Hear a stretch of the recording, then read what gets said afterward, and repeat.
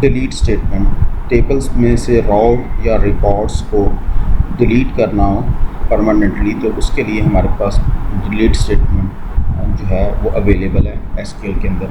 तो delete a data from a table you use the MySQL delete statement, और उसका syntax जो है delete from table name where conditions. तो first of all सबसे पहले आपने डिलीट फ्रॉम के साथ आपने उस टेबल का नाम बताना है जिसमें से रिकॉर्ड जो है वो डिलीट करने हैं। एंड नेक्स्ट वेयर के साथ आप कंडीशन स्पेसिफाई करेंगे। कंडीशन मीन के वो रिकॉर्ड्स जो कि इस कंडीशन को सेटिस्फाइड करते हैं उन रिकॉर्ड्स को डिलीट करें। वेयर जो है वो ऑप्शनल है, अगर आप वेयर को स्पेसिफाई नहीं करेंगे तो टेबल में से तमाम के तमाम रिकॉर्ड डिलीट हो जाएंगे। So beside deleting a data from a table, the delete statement return the number of rows deleted. जितनी भी रॉज डिलीट होंगी उनकी नंबर ऑफ रॉज जो है वो रिटर्न करता है। To delete all rows in a table without need of knowing how many rows deleted, you should use the truncate statement to get the better performance. अगर आप delete all statement use कर रहे हैं और आप तमाम के तमाम रिकॉर्ड्स टेबल में से डिलीट कर रहे हैं, तो इससे बेहतर ये है, और आप ये भी नहीं जानना चाहते कि हाउ मैनी रिकॉर्ड्स जो है या रॉज डिलीट है, तो बेटर ये है कि आप ट्रंकेट स्टेटमेंट को यूज़ करें instead of delete from statement. इसकी परफॉर्मेंस जो है ट्रंकेट टेबल की जो है वो बेटर है as compare to delete from statement से।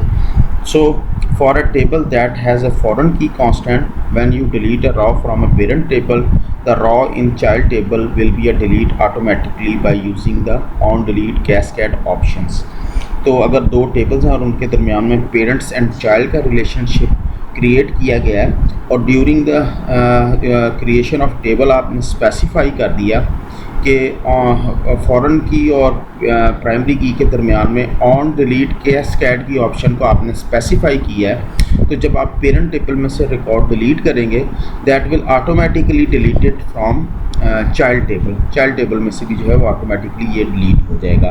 तो अब हम इसकी कुछ एग्जांपल क्यूरीज की देखते हैं कि कैसे जो है रिकॉर्ड्स जो हैं वो डिलीट होते हैं टेबल में से। फ्रॉम एम्प्लॉयज़ का टेबल है, इसको हम लेते हैं और इस पर क्यूरीज को इम्प्लीमेंट करते हैं। फर्स्ट ऑफ ऑल हम कहते हैं डिलीट फ्रॉम एम्प्लॉयज़ के टेबल में से, और वेयर की कंडीशन मैं स्पेसिफाई कर रहा हूँ। एम्प्लॉय आईडी जो है वो हम 6 का जो है उसका रिकॉर्ड जो है वो डिलीट करें।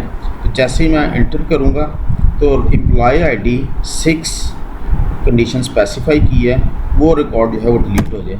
तो उसने रिटर्न भी किया 1 रॉ इफेक्टेड।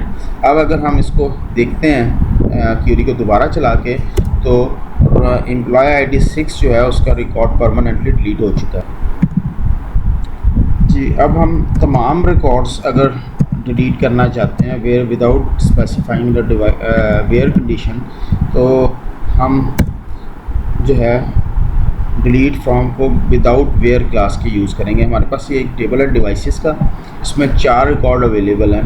अब मैं इन तमाम को डिलीट करना चाहता हूँ। डिलीट फ्रॉम डिवाइसेस, जैसे हम एंटर करेंगे तो तमाम रॉज जो हैं उसने बता दिया नंबर ऑफ रॉज रिफेक्टेड 4।